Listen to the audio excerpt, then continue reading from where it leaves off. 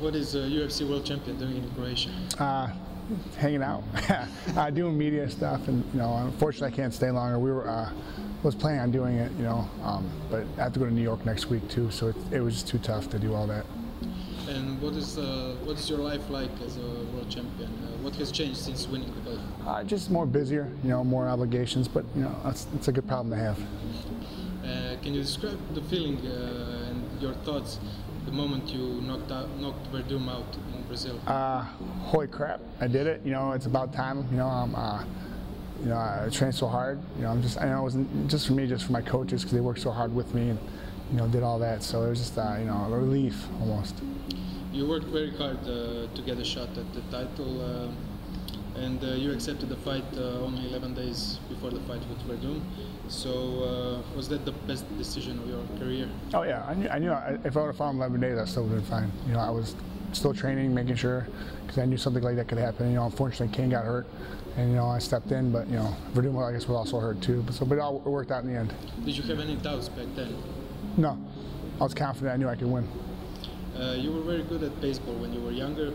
You were passionate about football and basketball. So how did you end up in MMA? I went back to school for a firefighter paramedic, and I was training at the gym just to make some money. And the guy was friends with the guy who was training and needed help, so I wrestled with him, and I just never left the gym, and here we are. Do you still work as a firefighter? Yep, a couple times a week. I'm guessing you're not doing it for the money, so why do you do it after you won the belt? No, I like making money, but I love helping people. People have helped me my whole life. I want to give back, and I love helping people. And I love what I do. I work so hard to get there to do it. You hurt people during the night and helping them during the day. So how do you combine the two careers? It just works well. I have great people I work with. They trust in me. They take care of me if I need it, I can pick my schedule in advance, which helps out. So if I have something, obligations ahead, I can always go move around it with my schedule. So it works out well. And were you involved in any dangerous situations during your work? Not too many. I mean, everything's always dangerous. You never know what's going to happen. But nothing too crazy. A few here and there. But your MMA career was never in danger. Never. You're well known for your brutal punches, and you knocked out your last 3 opponents in the first round. So what is your secret? Is it heavy hand, mentality? I think my coaches, my game planning and training the right things and knowing what's going to happen. Junior Dos Santos told us you are the hardest hitter in UFC heavyweight division.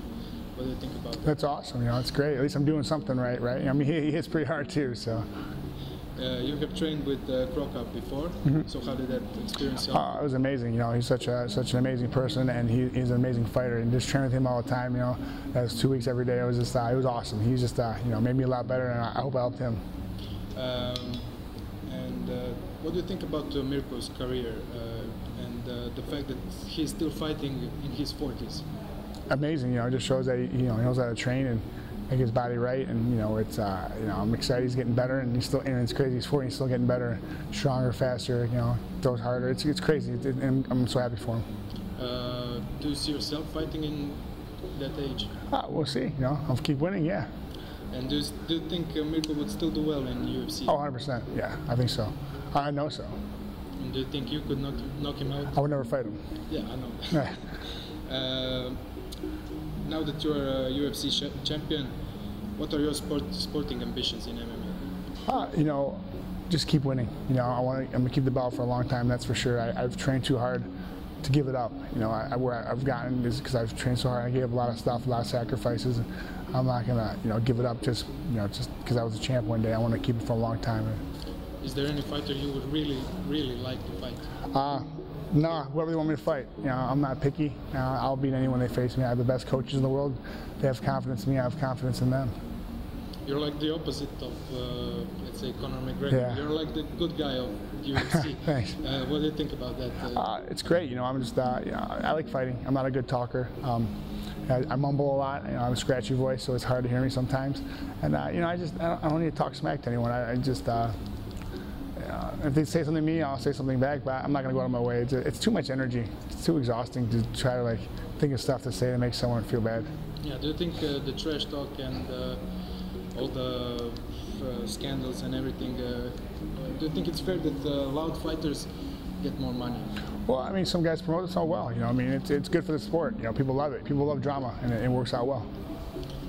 John Jones said he would like to fight you. What do you think about that? Oh, it's awesome. It means I'm doing something right. You know, I wouldn't mind fighting him either. You won the title in Brazil, defended it in your hometown. Is Croatia maybe? I hope so. It'll be great. You know, I love to defend it here. Just, you know, it's not my choice, unfortunately. It's what the UFC wants, and so wherever they tell me to fight, I'm going to fight, and whoever I'm going to fight. Would you like to fight in Zagreb maybe, since you have so many fans here? Yeah, anywhere. I think anywhere in Croatia would be great. I think anywhere it's go, it's going to be crazy, packed, amazing, and so. But like I said, it's up to the UFC. So maybe, hopefully, one day. What about Junior Dos Santos? That was your last defeat.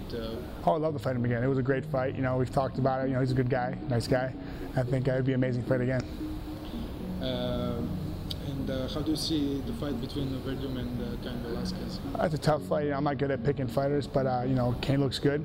You know, he looked real good his last fight. He's coming back strong. He only wants another shot at the title. And you know, Verdum is Verdum. He's fought the best in the world. You know, he's a tough guy, and he's beaten the best guys. And he also has a win over Cain, so it should be an interesting fight.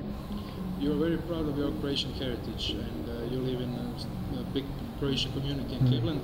Did you happen to learn any Croatian words? Yeah, I know some. You know, I mean, I understand better than I speak, but you know, I have a couple of beers, I speak a little bit better. Yeah, you know, I pick it up here and there. You know, especially when I'm here longer, I start picking up more. Could you give us a few? I know, like Dobrovecha, you know, Kakos, you know, the usual, and just I know enough to get by, you know. And did you find any interesting food in Croatia? Oh yeah, all the food here is good. I mean, everything. It's just like back home. My grandma, you know, my baka, she takes care of me well. And do you follow any Croatian athletes? Well, yeah, I know, you know, the national team and stuff like that, and you know, whoever's on, I find out about it, I start watching them. And, do you have a favorite maybe? No, I just like the whole national team. I don't pick favorites. I love the whole team. They're amazing guys, and they're great players.